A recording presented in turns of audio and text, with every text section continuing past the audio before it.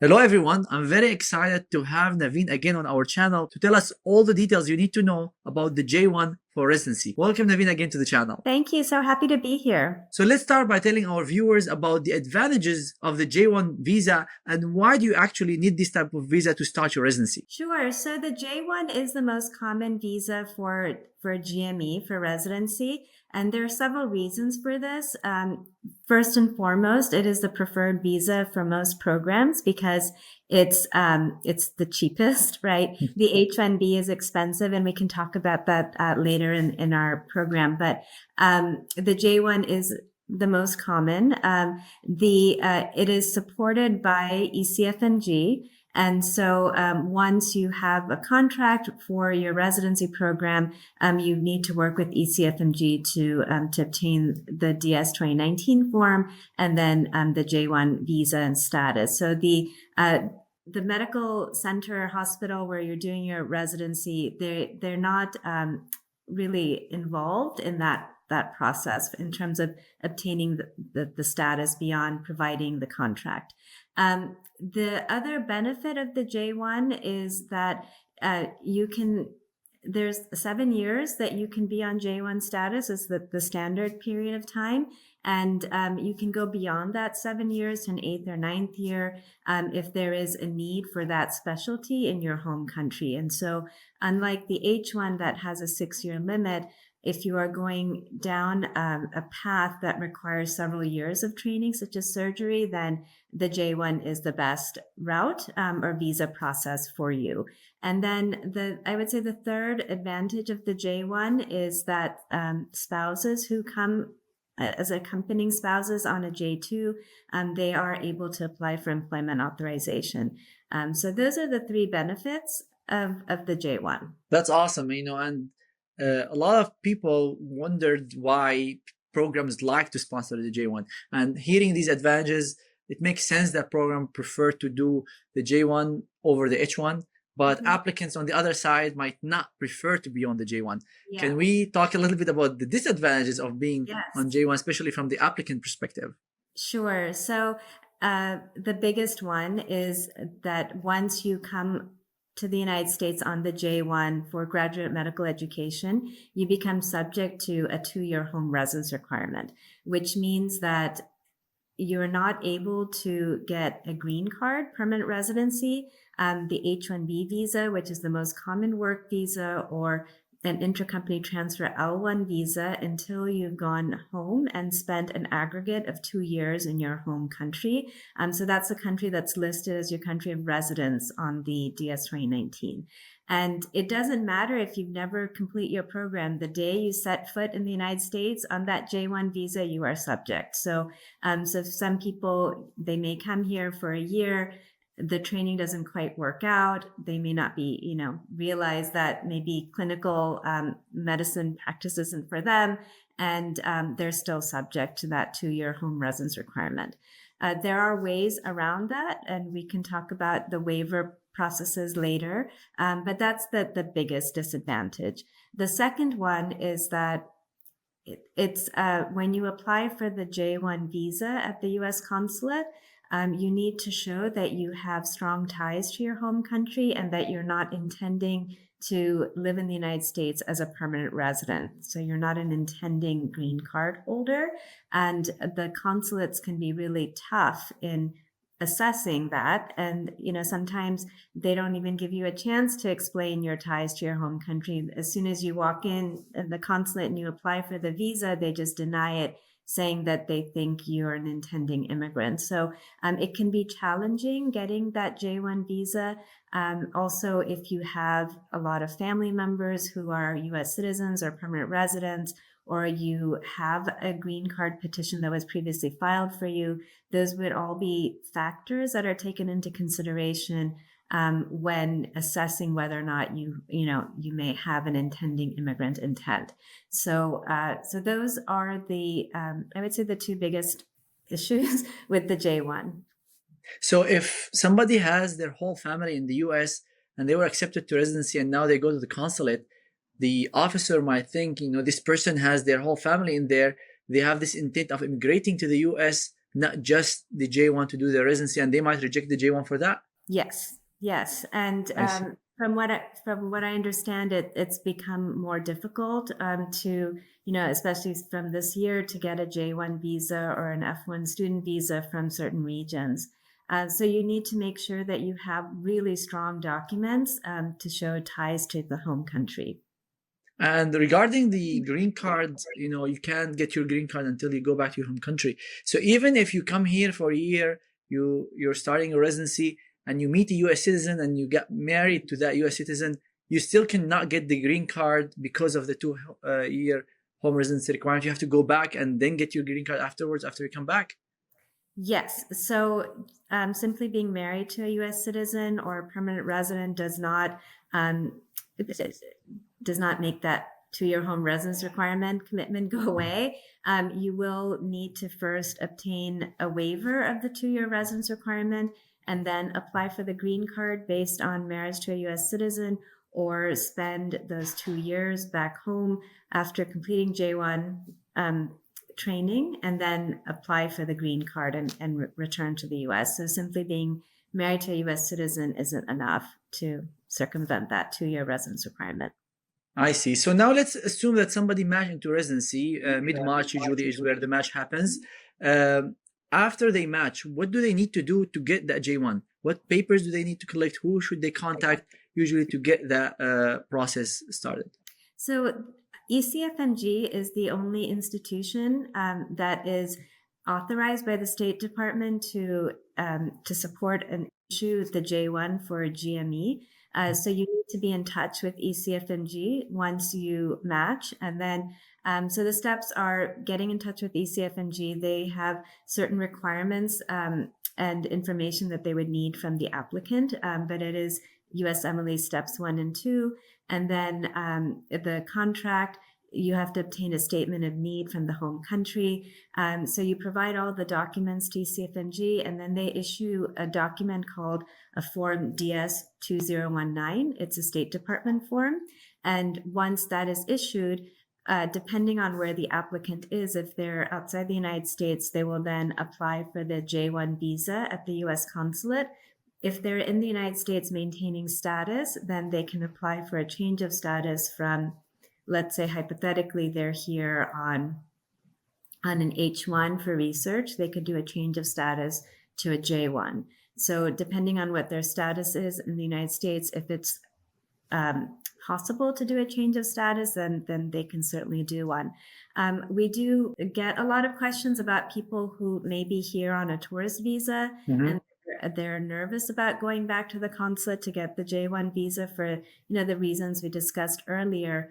And I would caution on applying for a change of status off of the tourist visa, in that you need to make sure that there's no gap in status. So let's say you came to the United States in January and you have a 6-month period of admission. So you're admitted until June, right? Whatever the 6 months would be. And then if your J1 program, the residency program, starts within that 6-month period of admission, then you can apply for a change of status. But if your arrival record number shows that you only admitted until like May or April, and your program doesn't start till middle of June or beginning of July, because there's that gap, you're not able to request a change of status because there's a gap from when your tourist visa status ends to when the J1 program would begin. The other concern about doing a change of status is you can't apply too early for a change of status. So if you enter the United States and then within 2 or 3 months apply to change status to a work visa or training visa, there's a potential finding that you may have had a preconceived intent to apply for something. And so you're not also able to do a change of status too soon after you arrive in the United States as a tourist, because as a tourist, you're only here for a temporary visit. You're not supposed to remain in the United States and pursue residency. So those are just 2 things to keep in mind. If you are entering the United States on a tourist visa, you match, and now you're hoping to just remain here and start residency. These are really great points that you mentioned, because multiple applicants are on a tourist visa and they're concerned of going back. And for those, I highly recommend you reach out to immigration lawyers specialized in this kind of stuff, because it's very tricky. Because if you have a gap in, and you can correct me, Naveen, if I'm wrong, if you have a gap in your status, that might affect your whole immigration future in the United States and ability to get a green card and start your residency. So you don't want to make a small mistake like that. You're like, oh, it doesn't matter, it's only a few days. That matters to the Department of State, and to make sure that you maintain your status. And these nuances, somebody who is not very familiar with this type of immigration law might not know the nuances around that. So I highly recommend, if you have a tricky situation that is not the usual way, I highly recommend you reach out to immigration lawyer to clarify that, and not commit a mistake that might affect your whole career in the US. Yes, absolutely. And then just to keep in mind, if your status is denied, right, your application is denied, you still have to go back to the consulate, and the consulate may not be too happy with the fact that you came here on a tourist visa and applied for that change of status. So definitely need to consult with the immigration attorney on, what application would make sense. Exactly. And for those who are going back to their home country, or are in their home country and they need to apply to the J1 visa, when do you think they should apply to be safe and start residency on time? So timing is tough, right? You want to make sure that you're getting your DS 2019 issued by mid to end of April, so that you have enough time to apply for the to secure a visa appointment at the U.S. consulate. Depending on where you're applying, some nationals are subject to longer security checks. And so if you know that you may be subject to extended security background check, it's called a security advisory opinion, then certainly you want to make sure that your appointments are going to be by early May. And then that may give you enough time to clear all those security checks, get the visa, and then be able to come to the U.S. It may be possible to get an expedited appointment if there's a backlog in appointment availability at the consulate. So definitely try and secure an appointment as early as possible. And then if something's not available, there may be a way to request an expedited appointment. Exactly. And for those who are, getting the documents from the SFMG, return it to them ASAP. Get whatever they need you to get. Don't delay things, because you don't want to start late for your residency. And I've heard some stories of people who were not able to start residency on time, and the residency, after a few months, they had to select another resident. So don't delay this. If they ask you for like the statement of need, this might take time also getting it from your government based on which country you're from. So get these documents ASAP once you have these requests from the SFMG, so you can get things moving for you. Another thing you mentioned is the number of years that you can be on a J1. Can you talk a little bit about that? Is it easy to get that extension? And what if you have a longer residency? Let's say you want to do general surgery for like 5 years, and they have 2 years of research inside that. And some specialties are like plastic. It's 3 years over that. So now it becomes 10. So how can you go about situations where you have to stay even longer? So it is possible to go beyond that 7 years. But again, you need to show that there is a shortage of that specialty in your home country, and then have the support of the Ministry, of Health to request the extra time on your J1 for your training. And then ACFMG should, support the 8th or 9th or even 10th year extension if you are going to be a highly specialized professional and there is shortage of that specialty in your home country. And does spending time in research before you start your residency count towards these number of years, or no? No. So you would, there is 5 years limit on J1 research time, and then you do have those 7 years on J1 clinical time. Now let's talk a little bit about waiver. I know it's a very complex topic and we're not going to cover it in detail now, but if somebody has this 2-year home residency requirement, what are the ways to stay in the US without having to go back to your home country? So there are 3 ways to get waivers. The most common is to get a the support of an interested government agency, so an IGA waiver. And within that category, the IGA waivers are typically done through the State Department of Health. It's a program called the Conrad 30 program. So every state has 30 waiver slots. And so typically a year before you're going to complete your training, you're going to look for a job in a waiver where you can get a J1 waiver job, right? So they are in underserved areas, so there are healthcare shortage areas, and if you're in primary care, it's easier to secure one of these slots than if you're a specialist. And so if you, as a specialist, you would need to check with that, state's Department of Health to see what their requirements are for a specialist. Some states have, out of that 30, they may set aside 5 for specialists.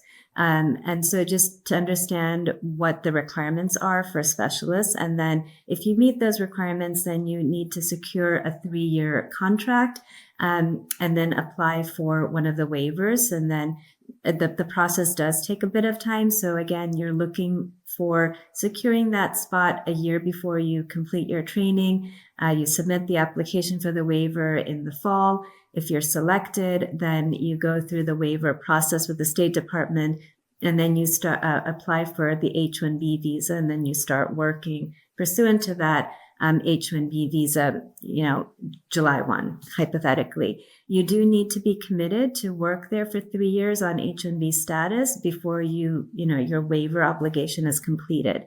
And so most people will go down this path.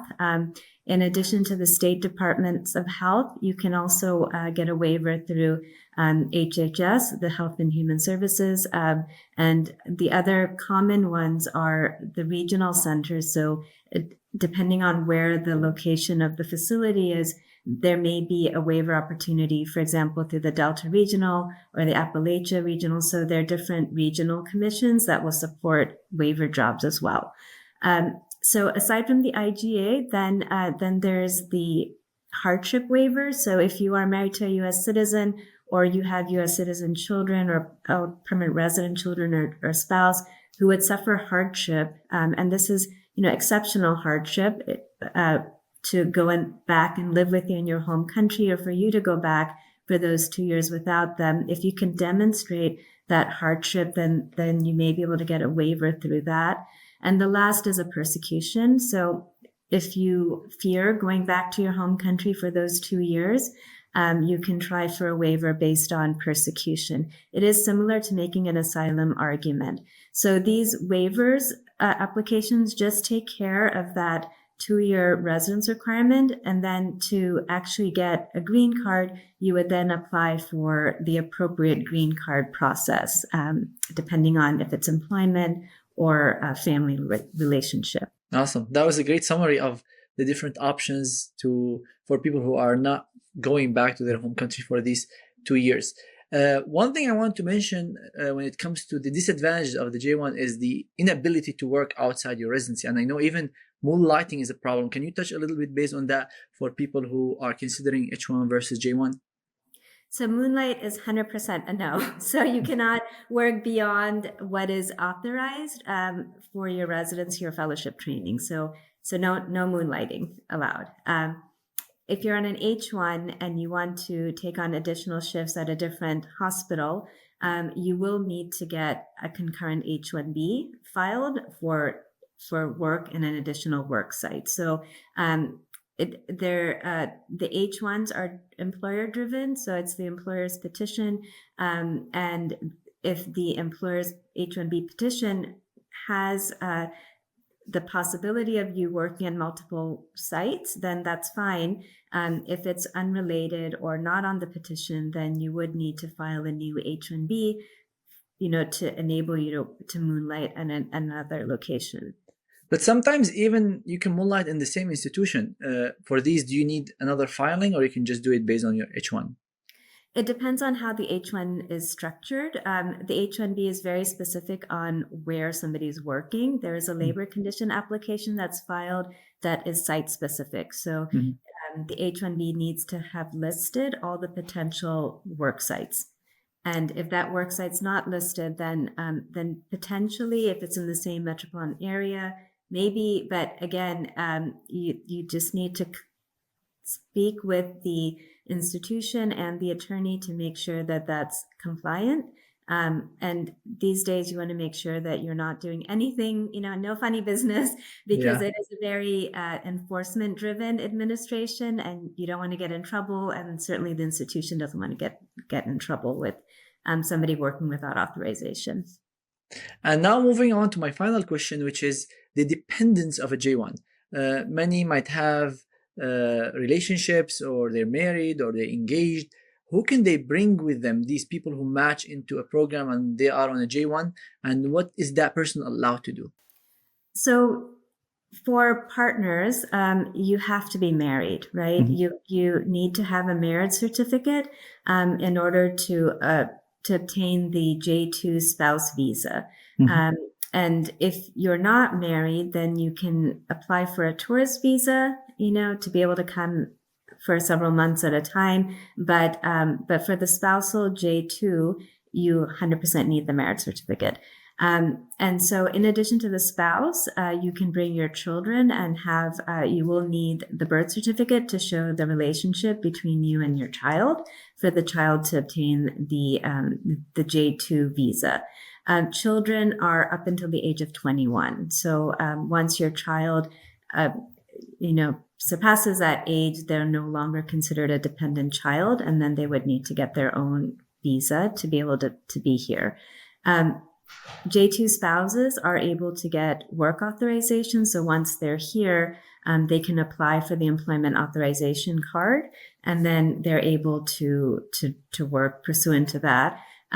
We know a lot of instances where both spouses are physicians, and one does residency on a J1 and the other one does residency on the J2 EAD.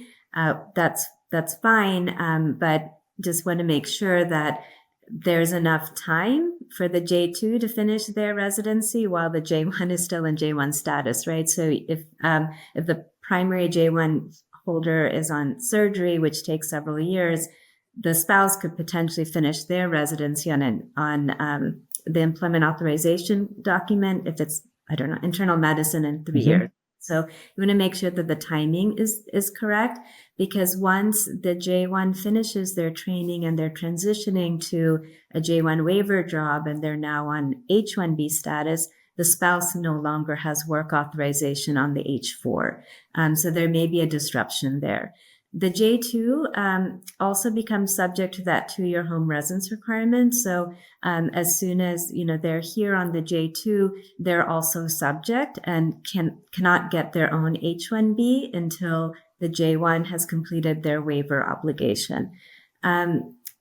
If the J2 then switches to J1 for their own residency, then they need to get their own waiver done. Because they were on their own J1. But if they were never on a J1, then the J2 can ride off of the J1's waiver. I see. So in that case, I would say the advantage of being doing it on a J2 rather than J1, if you're the spouse of a J1, is having more freedom in what you do, because you don't have the restrictions of a J1 in your job, but you still are subject to the 2-year. You still are subject, and then you need to think about later on, when the J1 transitions to the H1B, what is the work authorization visas, right, that are available to the J2, who's then on an H4.